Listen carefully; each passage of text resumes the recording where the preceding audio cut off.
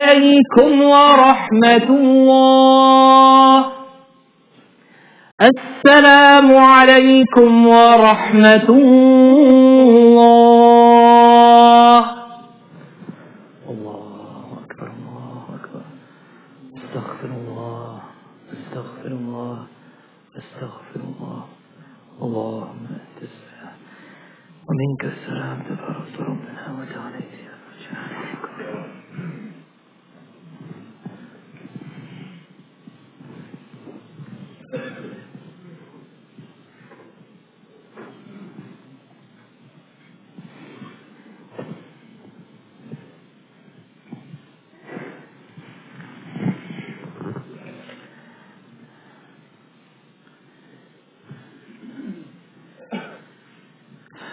بسم الله الرحمن الرحيم. الحمد لله وكفى والصلاة والسلام على رسول الله وعلى آله وصحبه ومن والاه. My fellow brothers and sisters in Islam, truth is, we are not going to learn everything in the deen in the short time that Allah has allocated for us on this earth. As much as we would want to learn everything and anything and all the hadith and all the verses and everything about it, fact is, we may not be able to learn everything. But we shouldn't write off learning something. And that is why we should make it a custom in our lives that every day we're learning something, even if it is something small. Because learning is a process through which we become better from the time we're born till the time we die. Matter of fact, a person could be laying on their deathbed and learn that they can make tayammum and pray salah with their eyes because the circumstances now dictate that. Something they may not have known their whole life, but they learn it at that time. Subhanallah. Allah subhanahu wa ta'ala states in the Holy Quran, لا يكلف الله نفسا إلا وسعها. Allah subhanahu wa ta'ala does not put on us a burden except that we have the ability to bear it. In light of this verse, Allah does not give us knowledge, but we have the capacity to practice upon it. Whatever we learn, we can use it. We can understand it. We can inculcate it. We can adopt it. We can live it. We can practice it. We can propagate it. There's two things that we should be aware of that serve as a warning that we should never do. As we learn, as we enrich our hearts and minds, let us never reject anything in the deen, nor let us rebel on anything of the deen. Let me tell you one very beautiful story. It is recorded in Sunan Nasa'i that Salim radiallahu anhu reports from his father, who reported that Umar ibn Khattab radiallahu ta'ala found a silk garment being sold in the market. So he took it and brought it to the Prophet Muhammad sallallahu alaihi wasallam. He took it from the merchant. He said, let me just take this for a little while. It was one of those Walmart things that many people do. Take it from Walmart for a few days and then return it. No. He said, let me borrow this. I want to go show it to someone and bring it back. So he brought it to Rasulullah sallallahu alaihi wasallam and suggested that, O Messenger of Allah sallallahu alaihi wasallam, buy this and adorn yourself with it for Eid and also for delegations. Eid time, we should dress nicely. This will look really good on you. And when the delegations come, and yes, delegations of foreign lands, of different religions used to come to meet the Prophet sallallahu alaihi wasallam in the masjid. They stayed in the masjid. They were hosted in the masjid. They worshipped in the masjid. They learned Islam in the masjid. The next time someone says, is a non-Muslim allowed to come in the masjid? Remember that Rasulullah sallallahu housed them in the masjid. And so the Prophet ﷺ said, this is the garment of those with no fortune in the hereafter. We know, for those who don't know, wearing silk for men is prohibited. And anyone who wears silk today will have no fortune in the akhirah.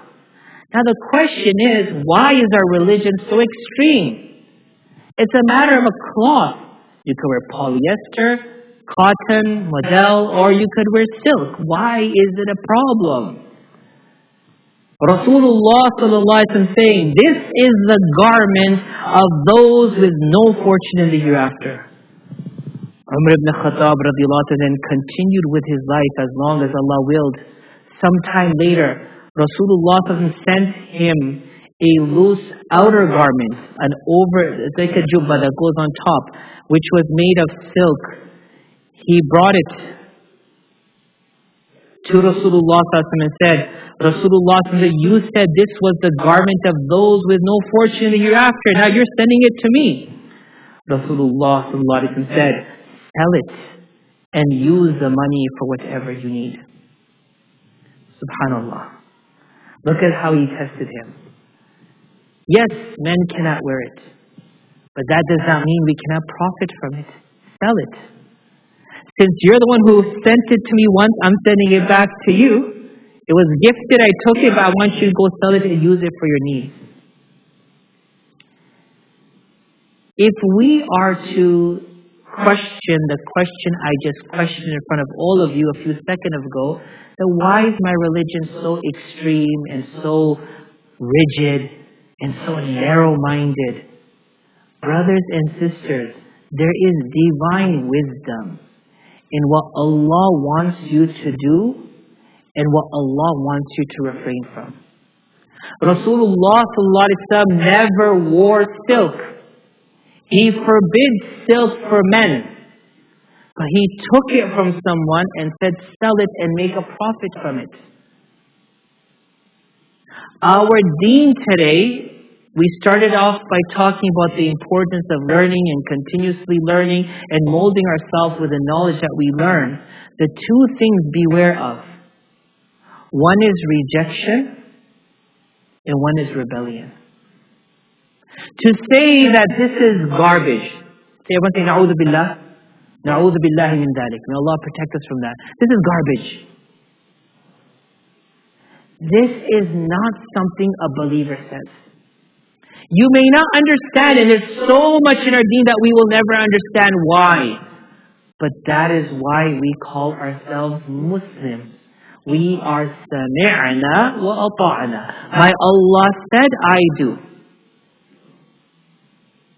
So never reject something because you don't understand it. And the last thing, never rebel. May Allah not put us in a situation because of our rebellion. I remember once in my Ameen Ya Rabbil Alameen, once a brother came to me, he was a traveler into our masjid in Florida. And he started this discussion with me which had no foundation to it. I don't even know who he is. And he's like, our religion says that we shouldn't wear gold, but this religion is backwards. I'm like, okay. So that's why I wear a gold ring. Because just say, I'm lost in the middle of a desert, and someone brings water to me and says to me, give me something, but I have no money, I could take off my gold ring and give it to him. And my words were the same words I'm telling you now. May Allah not put you in that situation. You feel that you can rebel on Allah's deen because our Allah, na'udhu billah, doesn't understand us. We can buy gold. We can hold on to gold. We pay zakat on gold. We sell gold. You can do all that. But a man cannot wear gold. But to rebel and say, no, I understand my situation, means you don't understand Allah's molding of your situation. So in conclusion, my brothers and sisters, Rasulullah SAW, what he told us not to do, he never did it himself. And what he told us to do, he exemplified for us how it should be done. Sallallahu alayhi wasallam. So continue to learn. Continue to understand. Continue to change with the knowledge that Allah gives you. But never reject and never rebel. May Allah make us amongst those who value the deen, who value the words, who value the advice, who value the awamir and the nawahi, and who accept and embracing without reservation, without questioning. Ameen ya Rabbil Alameen. Jazakumullah khairan to all of you. Just a quick reminder. Now, I'm not the weather person here, but they are saying maybe snow tonight or rain, whatever it is. Stay safe, brothers and sisters. Drive safely, inshallah. Drive carefully. May Allah protect our lives and the lives of everyone on the road tonight and tomorrow. Ameen ya Rabbil Alameen. Assalamu alaikum wa rahmatullahi wa barakatuh.